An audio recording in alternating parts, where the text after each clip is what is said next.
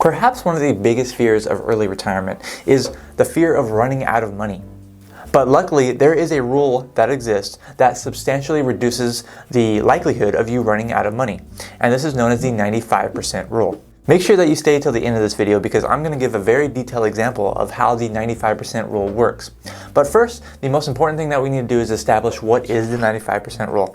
So basically, the 95% rule has to do with your portfolio withdrawals. So the 95% rule assumes that you are already retired and you're withdrawing from your retirement portfolio. What that means is it is based on how much you're going to withdraw during a market downturn. Okay, so let's say that you're retired, you retired early, you're financially independent, and you're making withdrawals from your investment portfolio.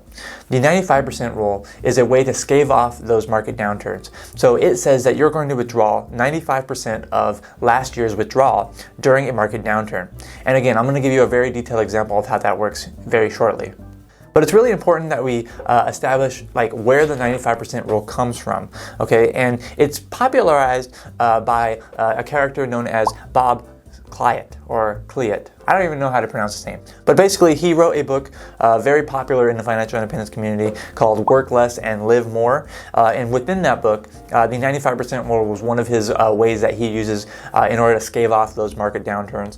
And it's become really popular, and a lot of people have analyzed it. And it really does kind of work because you're actually adjusting your portfolio down during those market downturns. You're actually reacting to the market's fluctuations. Unlike if you were to actually blindly follow the 4% rule, based on the Trinity study, if you were to blindly follow that, you would never actually reduce your portfolio withdrawals when there is a market downturn. But with the 95% rule, you actually do reduce your withdrawals. So that is where you can find the 95% rule, at least as far as my research goes, where it originated from that Work Less, Live More book. But next, we can talk about exactly how it works in a lot more detail because that's probably the most important thing, right? So how does the 95% rule work? But before we move on to that, if you're liking this video so far, please make sure that you like it and give it a thumbs up. It really does help me out. I really do appreciate it. That is what this channel is about. It's all about financial independence, tips, tricks, and strategies on investing and tax optimization. So if you like that, please make sure you like this video. Now let's move on to how it actually works, in depth. Let me give you a really good example. So for my example of how to use the 95% rule, we're going to start with a $1.2 million portfolio. Okay, so let's assume that you retired, and that's what you started with. You started with $1.2 million. Okay, I made sure that I used $1.2 million rather than $1 million because that is the default example that everyone uses, including myself. I'm guilty of that, just going to the $1 million portfolio. So for this example, let's use $1.2 million. So if you have $1.2 million and you're following the 4% rule and you're actually just withdrawing 4% of your portfolio, then that would be $48,000 per year. Okay, that's how much you would start out with. 4% of $1.2 million is $48,000. Okay, so let's say that there is a bear market or a market correction or something like that. So I think a bear market is usually negative 20% from the recent highs. Unfortunately, if you retired during a market high and it went down 20%, that wouldn't be very fun. But basically, if you actually did experience a 20% decline in your investment portfolio, then your portfolio that was $1.2 million would now be currently worth $960,000. Okay, so if that happened, what you would do is you would definitely not want to withdraw that $48,000, at least according to the 95% rule. You would want to reduce your withdrawals. And that means you would want to withdraw 95% of that $48,000 in this next year during that market downturn year. So instead of withdrawing, $48,000 like you did when your portfolio was worth $1.2 million, you would withdraw 95% of $48,000. But you wouldn't be withdrawing, some people think that, if you can still use the 4% rule just of your new portfolio of the value, and that would be a significant decrease in how much you withdraw. So if you were actually following a 4%, every year, whatever your portfolio value is worth, then you would have significant changes in how much you can withdraw. And that's not really a good strategy for financial independence, unless you're extremely flexible in your budget, maybe for F.I.R.E. or something like that. But if you were to actually do 4% of $960,000, that would be $38,400. So that would be almost $10,000 less that you would withdraw that year if you were in that market downturn. And of course, it's not very easy to change your budget up by $10,000. But if you were actually doing the 95% rule correctly, 95% of $48,000, I have it right here, it would be $45,600. So 95%, that would be, let's say about a little bit less than $3,000 difference. So $3,000 less that you're going to be withdrawing from your portfolio. Okay, so you actually are going to be reacting to the market. You're going to be reducing your withdrawals just by a little bit, technically by 5% of what you were last year. And again, you're going to actually continue to do this if the market were to continue downward. So like if the market continues going, like year one, it was negative 20%, and then next year it still hasn't recovered. Maybe it's negative 25% from its high. You would still withdraw 95% of last year's portfolio. So in this case, year one was $48,000. That was the good year. Market downturn, and then it was $45,600. If there's another year that's bad, you would take 95% of $45,600. Okay, and then you would theoretically continue that, but usually market downturns don't last all that long, for several years. So hopefully then the market will recover and you can get back to your normal withdrawals.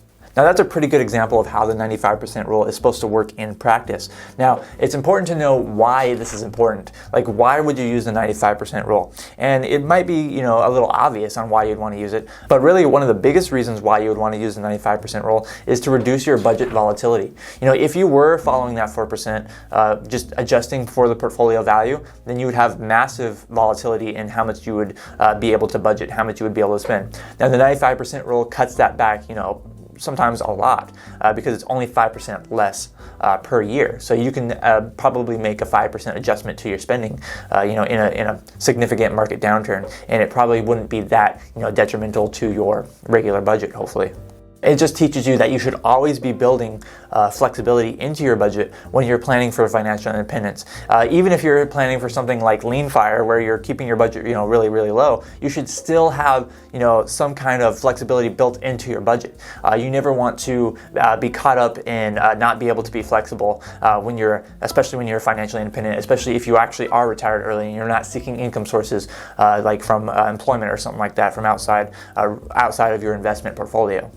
This is personally what I have done. So basically my actual financial independence budget, like what I'm living off of right now, I have about 25% of my budget that is, pure discretionary, and probably a little bit more, if I were to really scale back. So at least 25% of my budget is considered discretionary, to where if there was a significant market downturn, I could theoretically reduce my budget by 25%. Now, of course, I don't want to do that all at once. That's a very drastic change. But if, push comes to shove, as they say, I would be able to reduce my budget by 25%. And, maybe something similar that you would want to adapt into your own financial independence goal.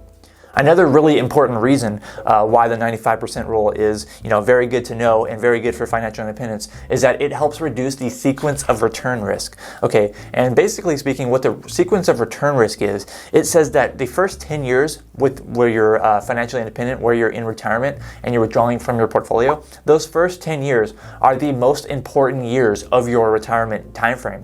If your retirement is 20, 30, 40, 50, 60 years, even if you're retiring for that long, those first 10 years, those are the most important, that's the most important time frame of your actual financial independence. And so 95% rule helps reduce that sequence of return risk because you're remaining flexible early on within those first 10 years, if you actually do happen to experience a market downturn. And then another benefit, obviously, it's a little bit more obvious, is it reduces your asset depletion during the bad years. If you have a portfolio and it's temporarily down because of a market downturn, then your shares, you're going to have the same number of shares at that point. For speaking of like a mutual fund or something, you're going to have the same amount of shares, but those shares are temporarily going to be worth less than they were, when you retired or when they were, from their highs. And so it's going to reduce the amount of asset depletion because you're having to sell off less value, and therefore you're going to have to sell off less shares in order to meet your goals, because you're spending 5% less of last year. This and so much more is what makes the 95% rule really important and a really great concept for financial independence. But there's a lot more concepts that you really do need to learn when it comes to building your own financial independence goal. And that's why, if you haven't already, you really do need to watch this video that I created called How to Achieve Financial Independence in 10 Years or Less, because it is chock full of great information, is a complete guide for you to achieve your financial independence goals. Thank you so much for watching this video. I'm Zach from OnCashflow.com. and I hope to see you next time.